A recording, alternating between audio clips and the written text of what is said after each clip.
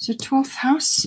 All right. So 12th house, it covers everything that's in the unconscious, and your unconscious rules about 90% of your life. So, that's quite a big chunk. It's all the things that go on and, behind the scenes, under the surface. And this covers many, many different things. It can be your, your, spiritual life.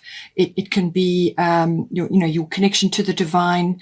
And it can also be your, connection to mysticism and also to healing. And this is whether this is healing of yourself or healing towards others. This can be a profession that you're involved in. So all of those things come up.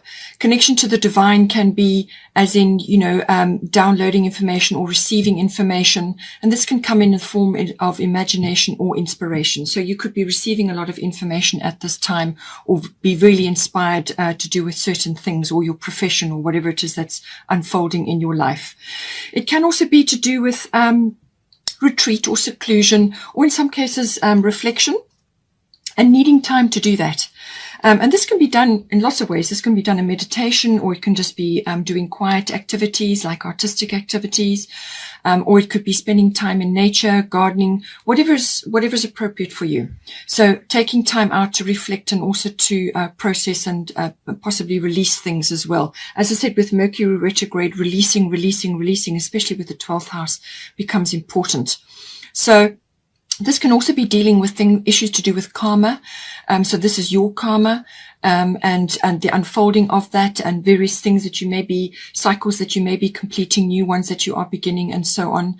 And in some cases, this can be people. You can be related to people or involved with people who have a karmic influence or have, are part of your karma.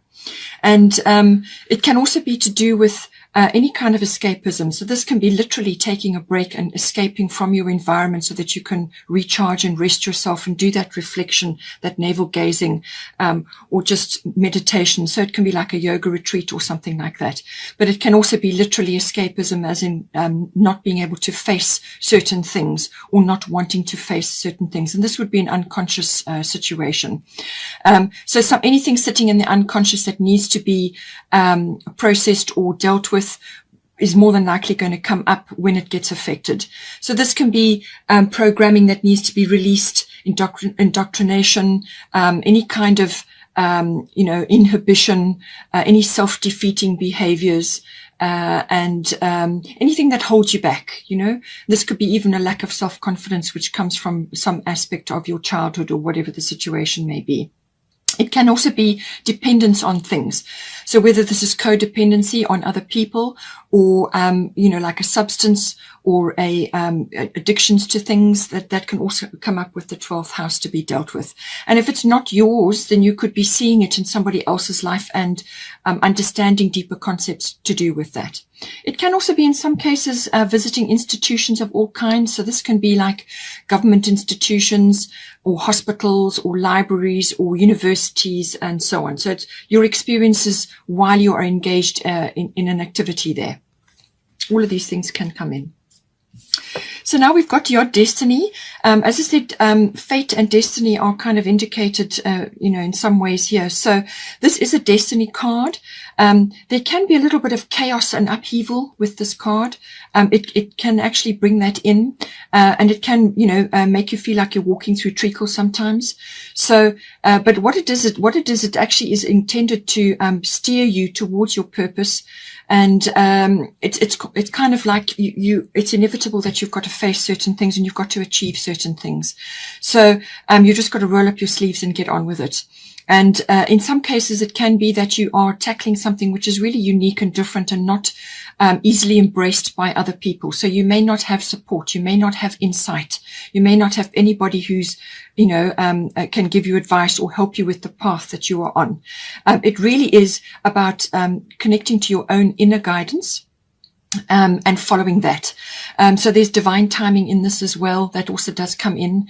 Things unfold when they're supposed to with this card. But it can also be about steering you, as I said, towards a specific path.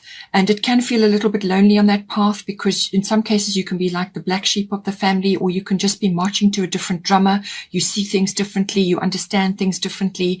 And therefore, you are kind of feeling alone. But you are never alone. You have the the entire universe to back you. So really it's about tapping into that, listening to your inner guidance. And this is where the meditation and the with the 12th house, the meditation and the reflection comes in, because then you open those doors to that guidance to come in and manifest in your life. And it can also be to do with perhaps working solitarily, like on your own in a solitary fashion, or working privately on something. In some cases, it can be in secret on something. Just, following your own path and gathering information, or working on a project.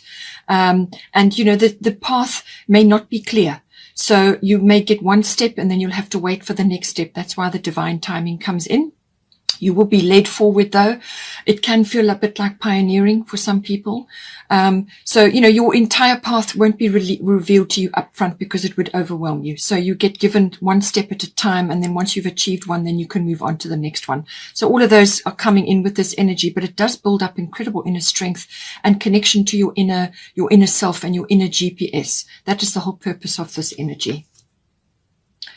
Now we've got here green Taurus, start delegating, ask others, including me, to help you instead of trying to do everything by yourself. So you need to pace yourself, number one. And number two, there must be others around you who can assist you with tasks. So this is about prioritizing time for yourself to do this inner work, and also to process things and reflection and so on. And also to help you make decisions. If you are so overwhelmed that you have no time, then you don't actually get to do that for yourself. And that is a part of your self-care. You allocate time for yourself so that you can do your inner processing and do the releasing and whatever else needs to happen. So call in those to assist you and your spirit team. And, if you can get a service in to help you with the other tasks, maybe, then do that. Otherwise, family members or other people who, friends, whoever it is that is around you that can assist you at this time. But the reflection will be needed at this time to help you to work on things like that. With the 12th house, sometimes fears can rise up. As I said, you're dealing with karma and you're dealing with processing of things, and also deconditioning. That can also come in. So now we have got here 5 of summer. So trust that there is a reason for everything that happens. Remove yourself from the negative emotions of others, focusing on that which frightens or worries you. Okay, so this, can be very much a 12th house issue, where you get pulled under by other people's insecurities or problems or complications. And you have to put boundaries in to ensure that you don't get sucked in. And in some cases, it can be actually associating with people like the wrong crowd and so on. So just make sure that you are following that. Remove yourself from negative emotions of others, and let go of worries and concerns about things, because the minute you do that, you'll put your energy into that, and then you become like magnetized to those worries. So then you draw towards you the things that you're worrying about. You don't want that. You want positive manifestations. So that's why it's important to allocate time for yourself so that you can rest, recuperate, and prioritize and make decisions and just reflect on what needs to be done. Now with the first house, this is to do with the body. So this is your physical body. So, everything to do with the actual physical aspect of it, how you look and so on. But it can also be, to do with, your life force, your radiance, your chi, your energy that you're giving off, and what you're projecting outwardly to others. And that can be to partners, to family members and so on, or in your workplace or whatever the situation is. So it's about self-care. As I said to you, self-care, I do feel is coming, and you need to do that. So start delegating and prioritize time. So plan it in, diarize time for yourself. It's going to be needed. So the first house covers all of those aspects. It's what you're projecting outward to others as well, what they perceive when they see you, when they interact with you, the energy that you're giving off. If you need time to retreat, to recalibrate and actually boost your energies up, then that's what you must do. Otherwise you're going to come across as exhausted or resentful or tired or whatever the situation may be, or just stressed, It can also be connection to your self-oriented interests. So whatever that may be, giving time to that and actually allowing those to have a place in your life. Just also how you are navigating your way through the world. How are you meeting the world? What's your independence like? How are you actually meeting the challenges that come up for you? So it's your attitude and your optimism and your approach. What are you giving out in that regard? If it all comes in with the first house.